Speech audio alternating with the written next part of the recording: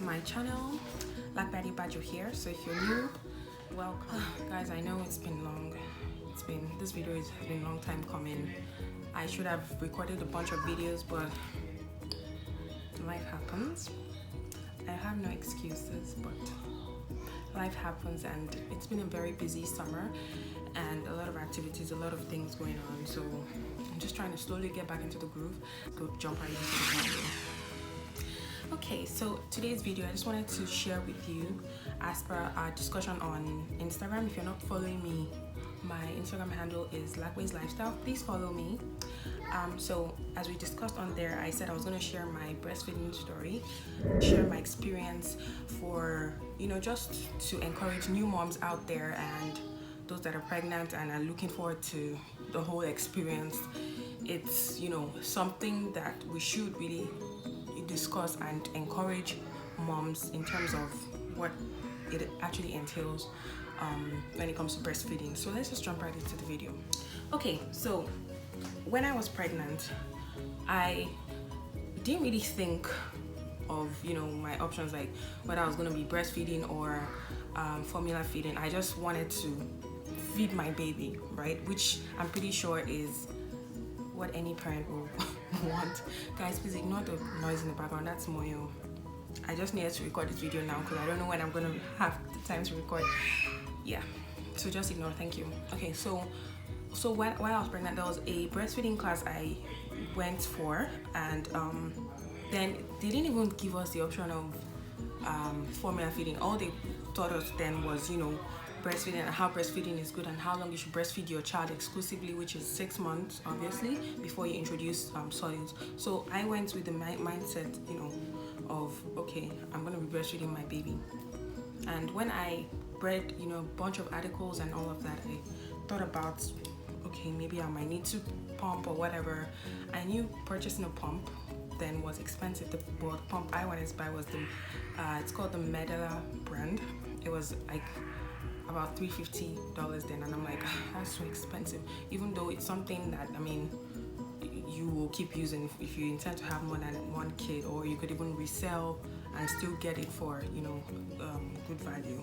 So in the long run, it's actually not a bad idea to purchase, but at that point it was just something that wasn't on my budget. So but I knew I wanted a pump. So fast forward to when I had the baby at the hospital. We're there for I think 48 hours. So obviously it's meant to breastfeed your baby at the hospital, right? And what I just noticed, my observation then, because I had my baby at the Oakville Trafalgar Memorial Hospital, which was was like really nice. I love that hospital. It was relatively new then, so it was like clean and everything was just and I even had this semi-private room to myself, and I was the only one there, so it was like perfect. But I don't know how it is now. But anyway, so I remember when I was trying to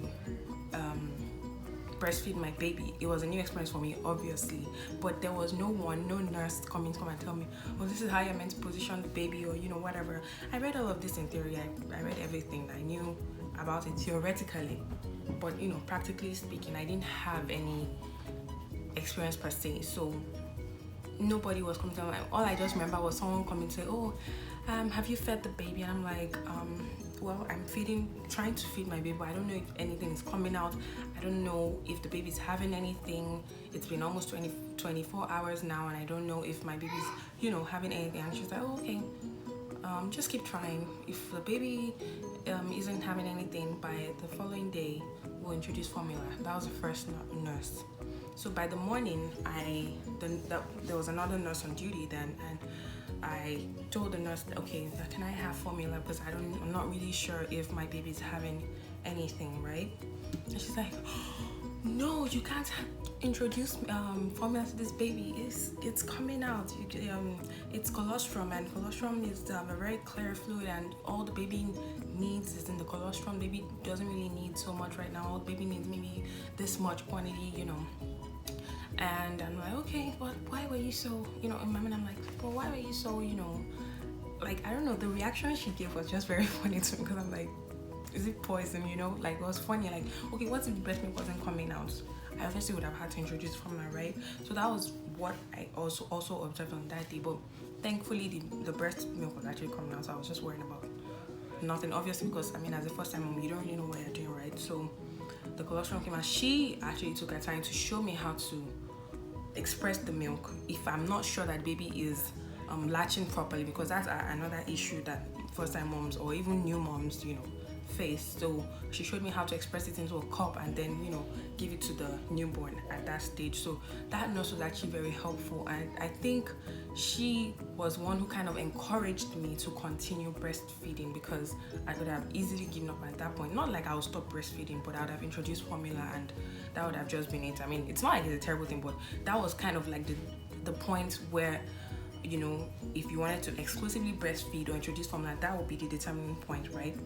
So yeah, that was it. So when I obviously went home, I kept breastfeeding, and he eventually learned how to latch. Hello. Mama, yes, baby. Okay. Thank you.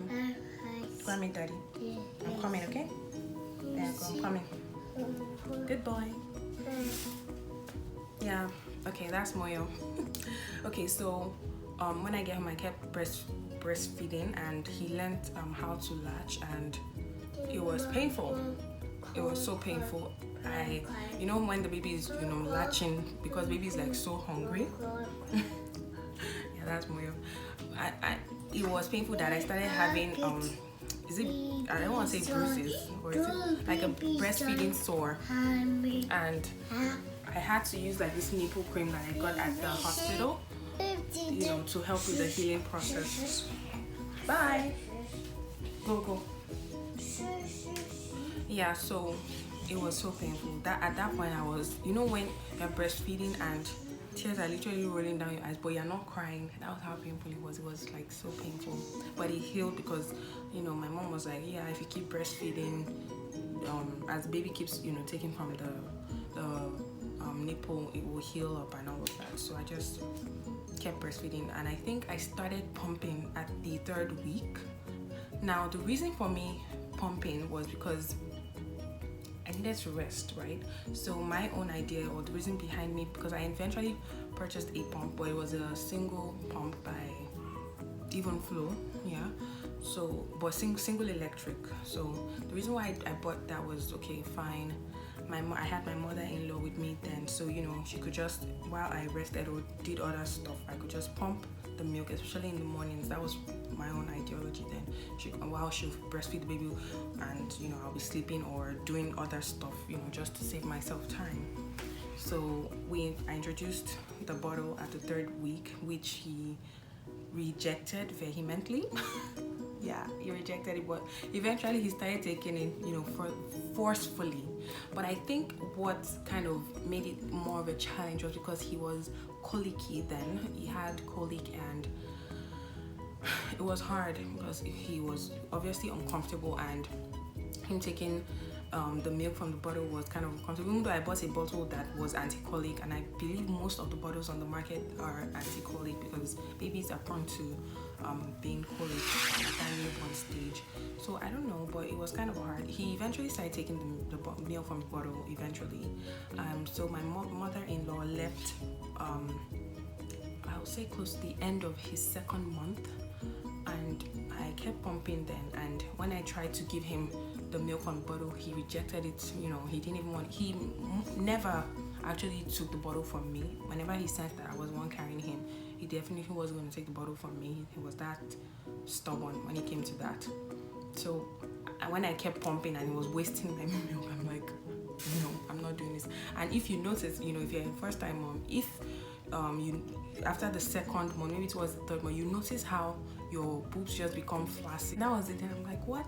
I'm not going to keep pumping milk, you know, and wasting it. So I just stopped pumping then. That was just because I couldn't just keep up. Pumping is actually very, very stressful. You are sitting down there for hours pumping, and some people find it easy, like they have a lot of milk, while some people, they have to struggle to get even 60 mils, like 60 ml is really tough to pump. For me, I'll say I was in between. Sometimes, depending on what I ate, sometimes the milk will come out, but even at that, I couldn't pump more than, I'll say 100 to 120 mils at one sitting. So it's stressful. It is stressful. I'm making lunch as well, so where did I stop? Okay, yeah, so I was saying that I didn't really have anyone with me, so it wasn't really encouraging, let me just put it that way. And that breastfeeding class I used to go for, it was like I can't remember what it was called, but so the class was meant to be from the time of pregnancy to once, like after the baby is born, to when the baby turns 6 months. So I still used to I used to go for the class. It was usually just once a week, and I didn't go frequently after the baby was born, but I went a couple of times. And you know, you meet mothers once a week and talk, and you know, some people are like, I don't pump. Some people are like, oh, I give formula. I'm like, well, I'm just gonna do what works for me. So I stopped pumping and I kept breastfeeding. Now the mistake with that is you can't really drop your baby anymore, because he only takes boobs from the he only takes milk from the boobs. So you can't drop your baby with anybody. Even I'm not talking about babysitter, like your mother-in-law, if she's here, if she's with you, or your sister-in-law, where I couldn't drop him with anybody because he had to take his milk. He had to take his milk from me. That was the disadvantage of that. So, which is why I'm personally not against formula feeding, because, and not that I didn't introduce formula. I actually introduced formula, but at that point it was obviously late, because I introduced it at, I think, at around 4. That the first time I tried introducing it was when he turned 4 months, and he didn't want it. Then he rejected it. When you give him, he'll throw it out, and you know, he just didn't even want to have any of it. I kept trying to introduce it at the 5th month, the 6th month, because I had a couple of samples, but no, he didn't want it. I even tried other brands, because I was given Enfamil as a sample. I tried what's the other one called?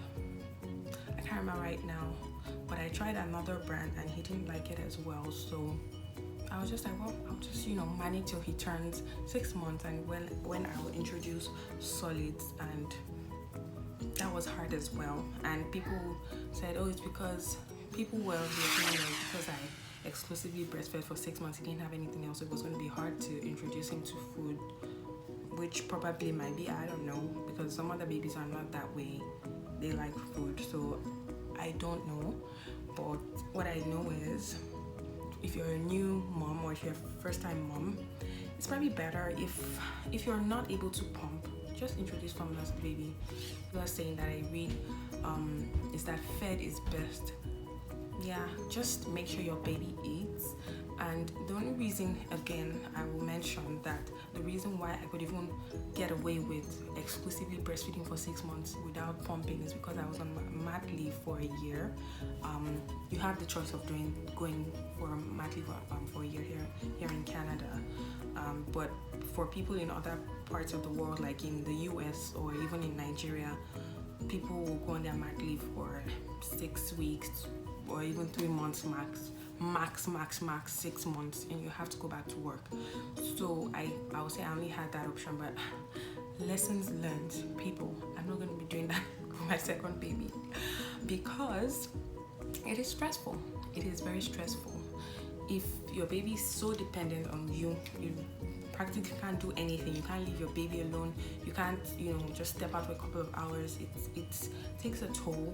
I mean, you're a human being as well, and you need, I'm not saying you need space away from your baby, but you need at least a break. That's it. My own advice for first-time moms or new moms, or if you intend, you know, getting pregnant, whatever, it's your choice, obviously, but you know, my advice is, you know, try to, you know, have an open mind, because for some people, their milk doesn't even come, you know, once the baby is born, the milk doesn't come. So what happens then? You obviously have to introduce formula to the baby. Don't feel like you're depriving the baby of anything, because I feel like what is most important is that the baby eats, and maybe eats up to the extent that the baby is growing, because in the first few weeks of the life of the baby, you know, the growth is very, very progressive, you know, so the doctor wants to see that the baby is growing, and obviously baby has to eat to grow.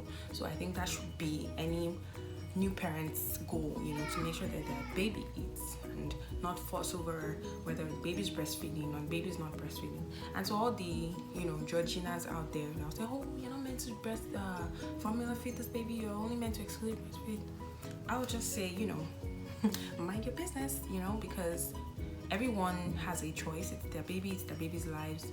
You can obviously offer advice, just as I'm doing right now, but don't say it in a judgmental way, because you don't know what anyone's going through. So yeah, just offer your advice. It's left for them to take. The best way is the best way for the baby, because it is the parent's baby and not your baby.